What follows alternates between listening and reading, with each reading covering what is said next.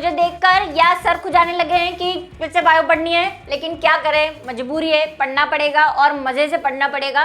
तो आज जो लेकर आए हैं हम L3 लेकर आए हैं हमारे चैप्टर नंबर 2 का। आई होप आप फर्स्ट वाले से सेटिस्फाई होंगे और देखते हैं क्या है। जो लेक्चर फ्लो, जो चैप्टर फ्लो है वो कुछ इस तरह का है जो आपने पहले देखा हुआ है, ठीक है। और आज जो हमारा चैप्टर फ्लो रहेगा वो एक ही रहेगा, इसको देख के बड़ा खुश होंगे, बस एक ही पढ़ना है, मोनेरा। तो उसका सिर्फ हम इंट्रोडक्शन पढ़ने वाले हैं आज मोनेरा के बारे में। जैसे कि हमने लास्ट लेक्चर में जो टेबल पढ़ी थी सारे 5 जगत अवधारणा की, और मैंने आपसे कहा था कि उसमें जो है हम क्या करेंगे, डिटेल में पढ़ेंगे उसको। वो हमने टेबल क्यों पढ़ी, वो आपकी याद करने के लिए बहुत सिंपल है। अगर आप उस पूरी टेबल को याद कर लेते हैं, बस उसको लाइन वाइज लिखना है, आपको वर्ड पकड़ना है, लाइन बनानी है। जैसे मैं अभी लिख कर लाई हूँ, उसी टेबल से ये लाइन्स ली है मैंने मोनेरा की, ठीक है। ये जनरल कैरेक्टर है, सामान्य कैरेक्टर है। इसके बाद हम स्पेसिफाई कैरेक्टर भी पढ़ेंगे और इसके आगे डिटेल में पढ़ेंगे और एक प्रैक्टिकल भी करेंगे इससे रिलेटेड, जिसको देखकर आप जरूर खुश होंगे। चलिए, मोनेरा जगत में रखे जाने वाले जीव बैक्टीरिया होते हैं। कौन सा जगत पढ़ने वाले हैं हम? 5 जगत, Monera, protista, fungi, Plantae, animalia, ठीक है। इनमें से हम क्या पढ़ने वाले हैं? मोनेरा पढ़ने वाले हैं। तो मोनेरा के कुछ सामान्य कैरेक्टर जो हमने उसी टेबल से लेकर उसको बड़ा बड़ा बना दिया है ताकि टीचर को अच्छा दिखे और नंबर ज्यादा मिले। मोनेरा जगत की निम्न लक्षण है। पहला, ये जीव सूक्ष्म आकार के होते हैं, इन्हें सूक्ष्मजीवी भी कहा जाता है। ये तो जग जाहिर है, इस लाइन को याद करने की कोई जरूरत नहीं है। ये जीव गर्म जल, मरुस्थल, बर्फीले स्थान, समुद्र की अनंत गहराई में किसी भी विषम प्रतिकूल परिस्थिति में रह सकते हैं। ये सबसे बड़ा और इम्पोर्टेंट कैरेक्टर है जिसके बारे में मैं थोड़ा आपको डिटेल में भी बताऊंगी जब हम इसकी अलग अलग विभाग पढ़ेंगे, यानी कि मोनेरा के 2 टाइप पढ़ेंगे। क्या है वो तो आपको पढ़ने में पता चलेगा, तब इसको बहुत डिटेल में पढ़ने वाले हैं कि ये जो मोनेरा है ये सबसे पुराने एनिमल कहलाते हैं, क्योंकि हमने ये कैसे बनाया, जाति वृत्तिता के आधार पर बनाया। तो ऐसा कहा जाता है कि मोनेरा किंगडम के जितने भी एनिमल है वो सबसे आग प्रकार के, मतलब जब हम सोचते हैं कि फर्स्ट टाइम लाइफ जो है ओरिजिनेट हुई होगी, फर्स्ट टाइम जीवन जब है जन्मा होगा, तो कौन बना होगा? तो मोनेरा बने होंगे, ठीक है। तो ये जो है मोनेरा जो है क्यों बने होंगे, क्योंकि हमने, अगर आप थोड़ी सी आपने सोशल पढ़ी है और 10th में अगर आपने पढ़ा है एवोल्यूशन, विकास, ठीक है, अर्थ का एवोल्यूशन लोअर क्लासेस में भी पढ़ा है, तो आपने पढ़ा होगा कि पहले ऐसे बोला जाता है कि जो अर्थ थी वो आग का गोला थी, है ना, मतलब टेम्परेचर बहुत ज्यादा था, पानी वानी कहीं था नहीं, ऑक्सीजन का लेवल भी कम था, दूसरी गैसेस थी जैसे हीलियम है, वो मीथेन है, ऐसी गैसेस थी। और एक प्रैक्टिकल भी आपने इसका 10th पे एक एक्सपेरिमेंट भी देखा होगा जिन्होंने लैब में जो है वो इन सब की मदद से, मतलब मीथेन, ऑक्सीजन, नाइट्रोजन की मदद से एक लाइफ को ओरिजिनेट किया था, है ना, वो जो आपने एक्सपेरिमेंट पढ़ा होगा। तो उस टाइम की यही परिस्थितियां थी।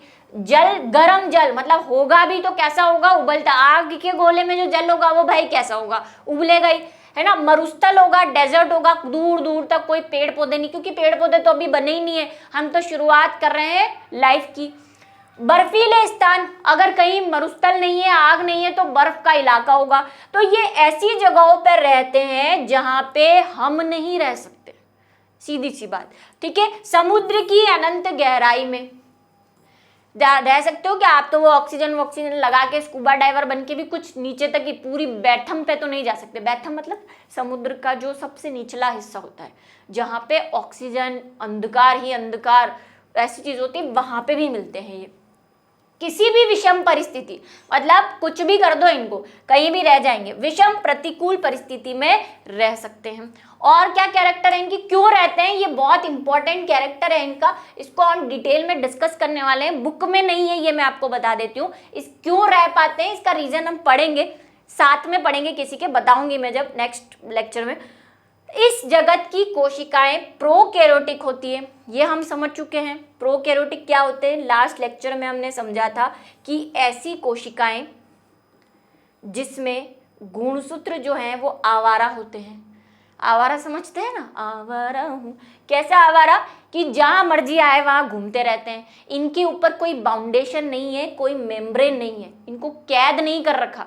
जैसे हमें तो घर के अंदर पढ़ाई करवानी होती है, इसको इस रूम से बाहर निकले तो मेरे को बताना, पापा बोल के जाते हैं ना, कैद करके रख देते उस घर में। अगर आप उस घर को एक कोशिका मानो, आपके घर को, और अगर आपके पापा मम्मी बोले इस कमरे में चले जाओ, जब तक एग्जाम खत्म नहीं हो यहीं रहना, खाना पानी सब वहीं दे दिया जाएगा, तो आपका कमरा क्या हो गया, वो केंद्रक हो गया जिसमें आप हो, वो गुणसूत्र जो बेचारा बाहर नहीं निकल सकता, वो डीएनए जो बाहर नहीं निकल सकता।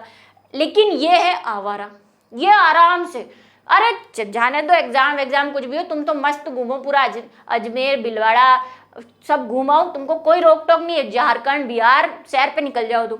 तो ये वैसा है। इसके बाहर क्या है, केंद्रक पे, केंद्रक के अंदर ही क्या होते हैं, गुणसूत्र होते हैं यूकैरियोट में, लेकिन प्रोकैरियोट में गुणसूत्र तो होते हैं, डीएनए तो होता है, लेकिन बाउंडेड नहीं होता, मतलब मेम्ब्रेन से बंधा हुआ नहीं होता।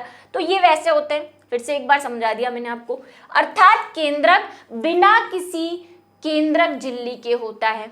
कोशिका के बाहर झिल्ली, कोशिका झिल्ली, केंद्रक के बाहर झिल्ली, केंद्रक झिल्ली, तो इसके बाहर कोई झिल्ली नहीं है। चलिए नेक्स्ट, इनमें किसी प्रकार के कोशिकांग नहीं होते। प्रोकैरियोटिक और यूकैरियोटिक कोशिकाओं में अंतर अगर आपने पढ़ा है तो एक अंतर ये भी आता है कि जो प्रोकैरियोटिक कोशिकाएं, एक तो उनमें क्या होता है, गुणसूत्र आवारा होते हैं, दूसरा उसमें प्रोकैरियोटिक यूकैरियोटिक जो कोशिकाएं होती हैं उनमें कोशिकांग होते हैं, जैसे माइटोकॉन्ड्रिया, अंतःप्रद्रवी जालिकाएं, है ना, एंडोप्लाज्मिक रेटिकुलम, रिक्तिकाएं, वैक्यूल्स जिसे कहते हैं, है ना। लेकिन प्रोकैरियोट में कुछ नहीं होता। ले दे के एक चीज होती है जिसको मीजोजोम कहते हैं, ऐसा कुछ, जो ऐसा कहा जाता है कि माइटोकॉन्ड्रिया शायद इसी से बना होगा कभी, क्योंकि इसकी संरचना थोड़ी माइटोकॉन्ड्रिया जैसी है। और अगर कोई ऐसे बैक्टीरिया, या क्योंकि इसमें जनरली मोनेरा में कौन रखे जाते हैं, बैक्टीरिया रखे जाते हैं, तो बैक्टीरिया है जो जिसमें क्लोरोप्लास्ट होगा, अभी देखेंगे किसमें किसमें होता है किसमें नहीं होता, तो उनमें ज़्यादा से ज़्यादा कुछ पिगमेंट हो सकते हैं, तो ग्रेन्यूल्स हो सकते हैं, लेकिन वो सारी चीज़ें नहीं मिलेगी। राइबोसोम मिलता है, लेकिन कौन से टाइप का, 70S, ये भी आपने पढ़ा होगा। यूकैरियोट में राइबोसोम 80S टाइप का मिलता है ना। राइबोसोम दो टाइप के होते हैं, एक 70S और एक 80S। तो कोई भी कोशिकांग इसमें ज्यादा नहीं है, अनुपस्थित मान सकते हैं। कोशिका भित्ति सेल्यूलोज रहित व पेप्टिडोग्लाइकेन बहुशर्करा प्लस अमीनो अम्ल से बनी होती है। अब जब हमने यही आपने लाइन पढ़ी होगी वहां बॉक्स में, ऊपर वाली भी बॉक्स से आई है, ठीक है, ये वाली भी बॉक्स से आई है कि सेल्यूलोज नहीं होता। जनरली हम देखते हैं प्लांट में कि सेल्यूलोज होता है, और जो एनिमल है उसमें तो कोशिका भित्ति होती ही नहीं है, लेकिन यहाँ पे जो नॉर्मली सेल्यूलोज की पाई जाती है, यहाँ पे पेप्टिडोग्लाइकेन, मैंने आपसे कहा था कि यहाँ पे टेबल पे बहुशर्करा और अमीनो अम्ल लिखा हुआ है, लेकिन अगर आपको पेप्टिडोग्लाइकेन मिलता है तो भी कंफ्यूज मत होना, क्योंकि पेप्टिडोग्लाइकेन इज आल्सो बहुशर्करा प्लस अमीनो एसिड। पेप्टिडो का मतलब प्रोटीन जो अमीनो अम्ल से बने होते हैं, और ग्लाइकेन क्या है, बहुशर्करा मतलब कार्बोहाइड्रेट का एक टाइप है। तो ये दोनों सेम ही चीज है, ठीक है। तो बहुशर्करा और पॉलीपेप्टिडोग्लाइकेन की बनी होती है, इसको भी हम थोड़ा डिटेल में देखेंगे आगे, क्योंकि अभी हम सिर्फ जनरल कैरेक्टर पढ़ रहे हैं। पोषण स्वपोषी, रसायन पोषी, प्रकाश संश्लेषी, जैसे साइनोबैक्टीरिया। पोषण कैसा होता है, वहां पे हमने टेबल में देखा था नीचे कि या तो ये स्वपोषी होते हैं यानी प्रकाश संश्लेषण करते हैं, जिसका एग्जाम्पल है साइनोबैक्टीरिया, क्योंकि मैंने अभी बोला इसमें कुछ पिगमेंट वाले भी होते हैं, तो यही है वो पिगमेंट वाले भगवान, इनके पास पिगमेंट है बैक्टीरिया होते हुए भी, और ये प्रकाश संश्लेषण से अपना खाना बनाते हैं, ठीक है। उसके बाद इनको क्या कहते हैं, ब्लू ग्रीन एल्गी भी कहते हैं। रासायन पोषी, रासायन पोषी में अभी हम पढ़ेंगे, एक तो होते हैं मेथेनोजन, जब हम अभी मोनेरा को पूरा डिटेल में पढ़ेंगे तब आप इसके एग्जाम्पल देखेंगे। मेथेनोजन ऐसा बैक्टीरिया हो जाए जो मेथेन से मतलब रसायन से अपना खाना बनाता है। मैंने आपसे कहा ना तब मीथेन ही थी जब ये प्रकट हुए थे इस अर्थ पे, और ज्यादा कोई सोर्स नहीं था, तो मीथेन से बनाते हैं ये अपना खाना, ठीक है। उसके बाद परपोषी भी होते हैं जो बैक्टीरिया होते हैं, आपने देखा सड़ी हुई चीजों, मृत पोषी भी होते हैं, अगर सड़ी हुई चीजें तो उस पर सड़ा हुआ एनिमल, उस पर कीड़े लग जाते हैं ना, बैक्टीरिया लग जाते हैं, तो वो बैक्टीरिया होते हैं। इसमें जनरली बैक्टीरिया ही है, ठीक है। यहाँ पे देखिए ब्रैकेट में लिखा हुआ है बैक्टीरिया, या किसी को डिजीज फैलाते हैं तो परपोषी टाइप के हो गए। जनन विधि, रिप्रोडक्शन की भी बात कर लेते हैं, वहां पे 4-5 कैरेक्टर आए थे, वहां पे पढ़ा भी था, वैसे प्रजनन विधि में पढ़ा था हमने टेबल में, अगर आपको ध्यान हो। जनन विधि द्विविखंडन, मुकुलन, खंडन, अलैंगिक जनन की ये विधियां, और संयुग्मन यानी लैंगिक जनन हमने लास्ट पढ़ा था, संयुग्मन क्या होता है, और नॉर्मल जो हम बोलते हैं निषेचन क्या होता है, इसके बारे में जब हमने टेबल डिस्कस की थी तब पढ़ा था कि जब सेम आकार प्रकार की चीजें, तो बैक्टीरिया में कोई शेप वेप नहीं होता प्रॉपर, तो वो सेम आकार प्रकार की चीजें जब मिलती हैं तो लैंगिक जनन जो होता है वो कैसे टाइप का होता है, संयुग्मन टाइप का। और अलैंगिक यानी एसेक्सुअल रिप्रोडक्शन जो है या तो द्विविखंडन से हो, द्विविखंडन क्या है, जैसे ये बैक्टीरिया है,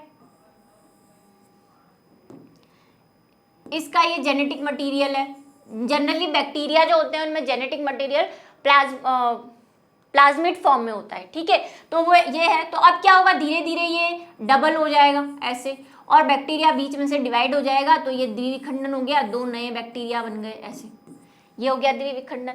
मुकुलन आपने पढ़ा है 10th में, जैसे हाइड्रा वगैरह में होता है। तो बैक्टीरिया में भी बैक्टीरिया या मोनेरा के कुछ ग्रुप, अब बार बार बैक्टीरिया बोलूंगी तो आप कंफ्यूज हो जाओगे, तो मोनेरा के जितने भी है, अब मोनेरा में बैक्टीरिया भी आते हैं, साइनोबैक्टीरिया भी आते हैं, माइकोप्लाज्मा भी आता है, पिप्लो भी आता है, जिसको माइकोप्लाज्मा कोई पिप्लो कहते हैं।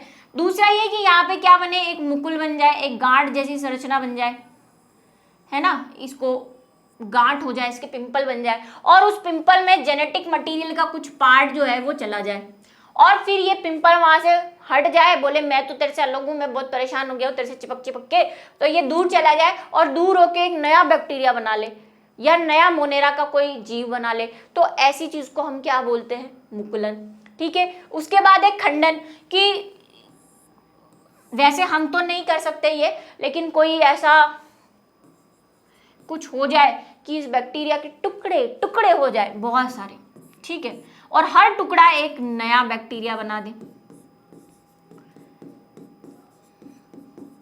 तो इसे क्या बोल देंगे हम, खंडन। ये सारी कैसी है, अलैंगिक जनन की विधिया। वैसे 10th में पढ़ के आए हो कि जिसमें शरीर का, जिसमें युग्मक का निर्माण नहीं होता, और जनक, जनक मतलब जिसका भी जनन हो रहा है, जनक की खुद की कुछ कोशिका या किसी भाग से कोई नया जीव बनता है तो वो अलैंगिक जनन में आते हैं, और युग्मक बनने के बाद अगर मिलन टाइप की कोई चीज होती है तो वो लैंगिक, जिसमें 2 युग्मक बनते हैं अपोजिट, बोल सकते हैं अपोजिट सेक्स के, क्योंकि हायर एनिमल में, लेकिन लोअर एनिमल में जैसे मोनेरा प्रोटिस्टा में हम बोलते हैं कि अपोजिट साइन बोलते हैं, यहाँ पे ना प्लस साइन और माइनस साइन लगाते हैं इनमें, ठीक है, अभी समझेंगे इस चीज को भी धीरे धीरे। क्या उदाहरण है इसके, बैक्टीरिया आपको बता दिया, माइकोप्लाज्मा और साइनोबैक्टीरिया जो अभी मैंने बोला, जिसको हम ब्लू ग्रीन एल्गी भी कहते हैं, यही है जिसमें पिगमेंट होता है, इसका भी स्ट्रक्चर पढ़ेंगे थोड़ा। ये आप देख रहे हैं, ये है माइकोप्लाज्मा,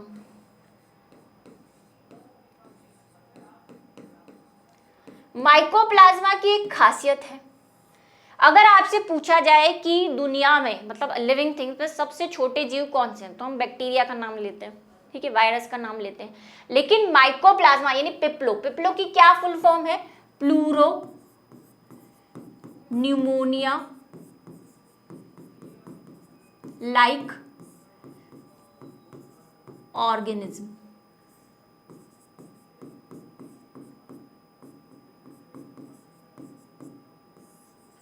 ठीक है। ये इसकी स्पेलिंग न्यूमोनिया है, लेकिन इस इंग्लिश में ये स्पेलिंग है, ठीक है, क्योंकि ये पी साइलेंट रहता है इसलिए PPLO, PPLO, ठीक है, बात समझ में आई, पिप्लो कहा जाता है इसको। ये बिना कोशिका भित्ति रहित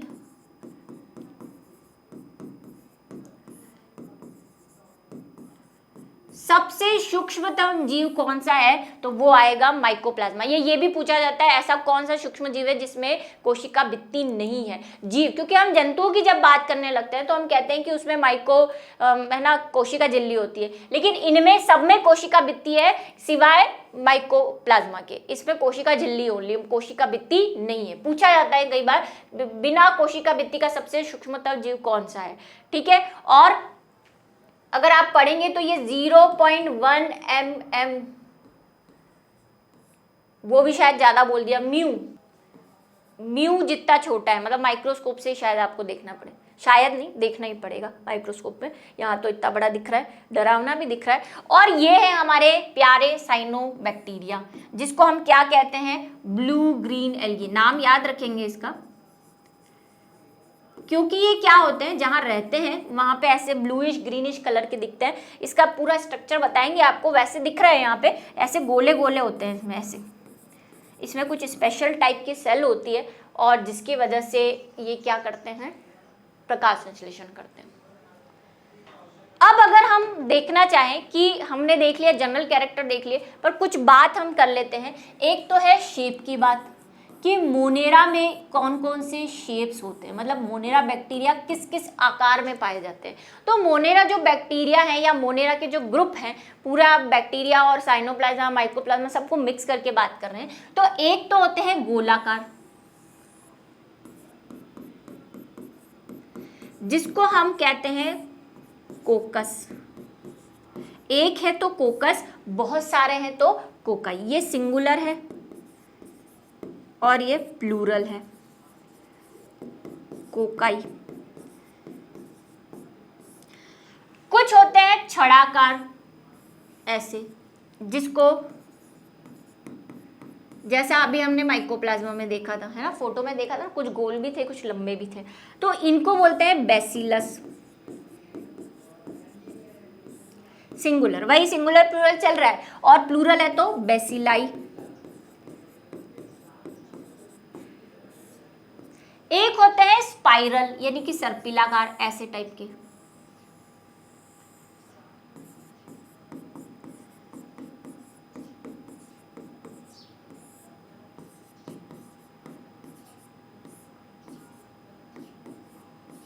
ठीक है, स्पाइरल भी बोलते हैं, स्पाइरल, स्पाइरल कर दो इसको, इंग्लिश में स्पाइरल है वैसे। और एक होते हैं कोमा शेप के ऐसे, इनको बोलते हैं विब्रियो। नाम भी सुना होगा आपने, विब्रियो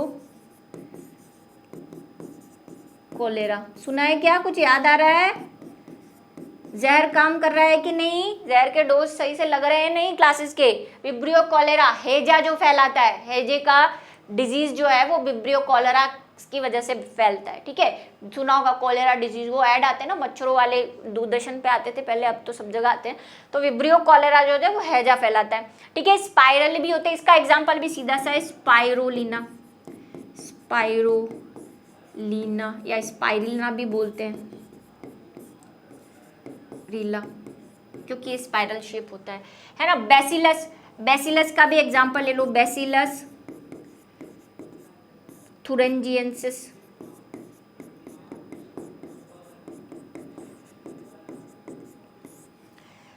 स्ट्रेप्टोकोकस, एग्जाम्पल नहीं मिलेंगे बुक में, नोट कर लो ये एग्जाम्पल, क्योंकि एग्जाम्पल पूछे जाते हैं, दिए नहीं है बुक में। स्ट्रेप्टोकोकस ये भी क्या है, एक बैक्टीरिया का नाम है। ये सारे एग्जाम्पल हैं इसके। ठीक है, इनको थोड़ा सा अलग कर दें, ये एग्जाम्पल, ये भी एग्जाम्पल, ये भी एग्जाम्पल, और विब्रियो कोलेरा भी एक एग्जाम्पल। अब ये तो है अकेले प्राणी, अकेले in the sense introvert type के, है ना, अकेले अकेले रहते हैं, ज्यादा इनको दोस्ती यारी पसंद नहीं है। लेकिन इनमें से कुछ निकल जाते हैं दोस्ती यारी वाले, जो ग्रुप में रहते हैं। तो अगर ये ऐसे चेन बना के रहते हैं, जैसे अगर हम इस कोकस की बात कर ले, ये सभी मतलब एग्जाम्पल में एक का दे रही हूँ, बट सब पे अप्लाई होता है। अगर ये कोकस है, ठीक है, ये कोकस अगर ऐसे रह रहा है चेन में ऐसे, तो इसको, इस वाले स्ट्रक्चर को बोलते हैं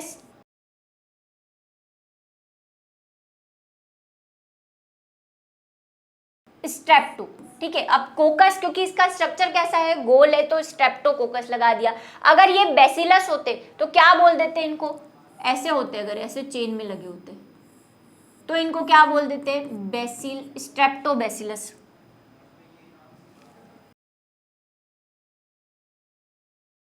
है ना, पीछे वाला सेम रहेगा, जो शेप होगा, बस आगे क्या लगाना है, स्ट्रेप्टो।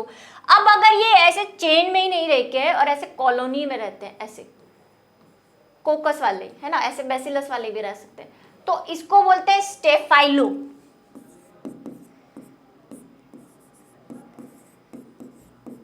और कोकस है तो क्या लग जाएगा, स्ट्रेफाइलोकोकस।